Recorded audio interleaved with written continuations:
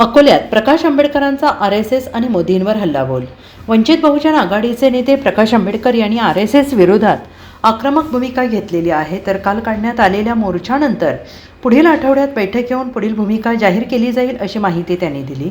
तसेच जिल्हानिहाय मोर्चे काढण्याचा निर्णय घेण्यात आला असून देश पातळीवरील आंदोलनाबाबत पुढील आठवड्यात निर्णय होणार आहे. दरम्यान पंतप्रधान नरेंद्र मोदी यांच्या देशात पुन्हा कोरोना संकट येऊ शकतं या विधानावर प्रतिक्रिया देताना आंबेडकर यांनी टीका केली आहे.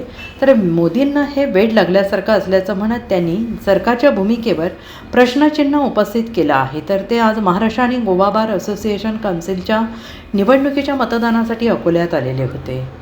बार काउन्सिलचं इलेक्शन होतं. माझं मतदान इथे आहे, त्याच्यामुळे आज मताचा अधिकार बजावला. सर, काल मोर्चा निघाला होता तुमचा आरएसएस विरोधात. पुढची भूमिका काय असेल? काँग्रेस सोबतच असणार का? पुढच्या आठवड्यात आमची बैठक होणार आहे. त्या बैठकीमध्ये असं ठरवलं जाईल. फक्त काल एवढंच ठरलं की जिल्ह्यामध्ये मोर्चे काढायचे ठरले.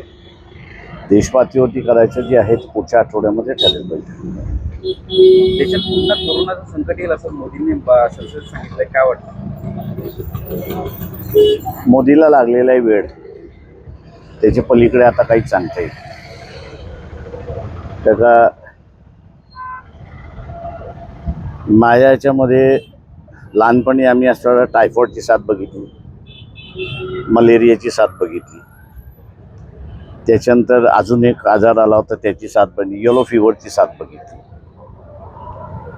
तेव्हा ज्याला वेळ लागलेला असतो तोच बंद करतो. नाहीतर अशा ह्याच्यामध्ये मेडिकल सायन्समध्ये एक थिअरी आहे, that is non as heard theory. आणि ती ज्या बाजारपेठेमध्ये होती त्या सर्व कोरोना आला नाही. ते मोदींनी त्याच्याकडून शिकावं असं फक्त एवढं सण सल्ला आहे. थँक्यू. चला, शेवटचा प्रश्न अशोक खरातांबद्दल ते thank you. Bureau report SBN Marathi, Akola.